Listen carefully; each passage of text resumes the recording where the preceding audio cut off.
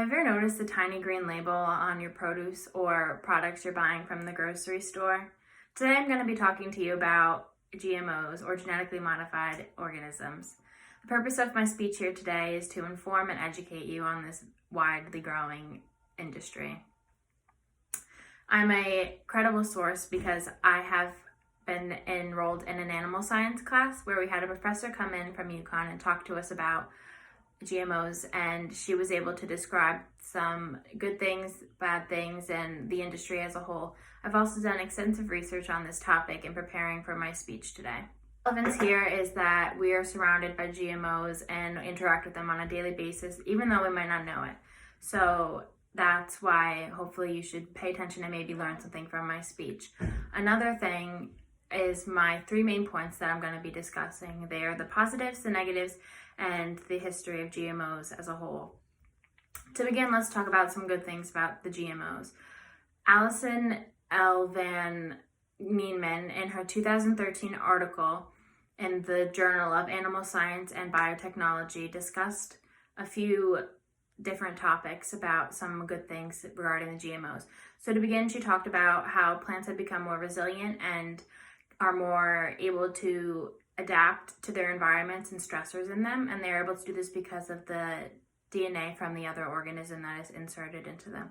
So they now can repel insects and no longer need the harmful insecticides or chemicals that they used to, which benefits us because we're no longer ingesting those chemicals. They also have been able to use less natural resources, making them more efficient and better for the environment as a whole.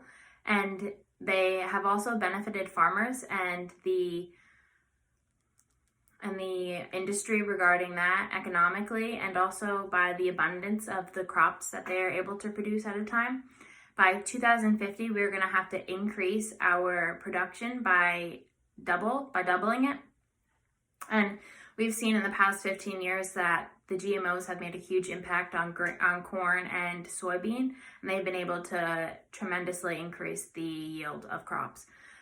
Farmers have also become more economically enhanced due to the GMOs. They have made an income of about $98.2 billion in the past 15 years, and this is an insanely high number compared to what they used to be prior to GMOs.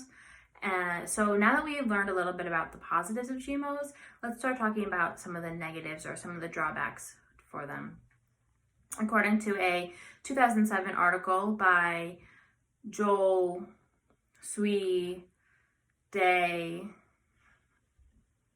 Vandemos in the International Journal of Biological Sciences, he was able to discuss some of the drawbacks of the experimentations and some of the research regarding GMOs, which is not always reliable, and many people have some opinions about them that they're not correct or that they're not reliable. So the experiments themselves are not very reliable because they are executed wrong. There aren't enough mice in the experimental group. There are too many mice in the control group, which causes an issue with the data. And there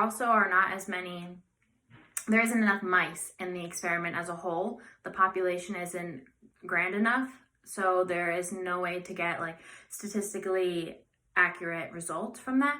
Also, another way is the interpretation of the data that is gathered. So many companies are sponsoring the research themselves, and of course they're trying to sell their product and get their product to sell. So sometimes there's a bias in the results, which makes them not 100% accurate because of course they want to put out good data to get their product to sell.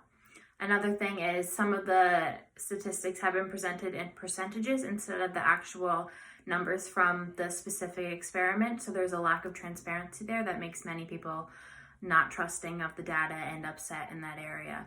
So now that we've talked about some of the good and some of the bad, let's talk about the history behind GMOs. So in a 2010 article by B.M. Chasey titled "The History and the Future of GMOs in Food and Agriculture," he's discussed that this whole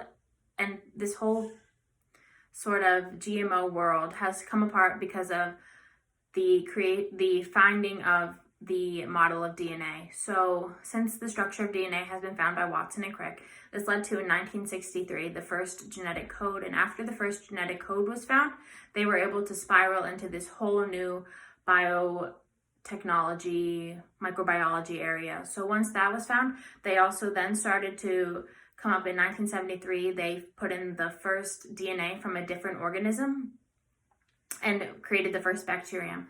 After that, this whole industry became a huge thing, and there was such a push for GMOs. And in 1988, the first GMO soybean began its production. So that's a little bit of the history behind that. And in conclusion, GMOs, you've seen the good, the bad, and some of the history behind it. And the purpose, again, to restate that, is to hopefully inform you guys about the experiment as a whole. And I hope that now that you see the small green label, you're able to figure out what produce you want to buy and what you don't want to buy.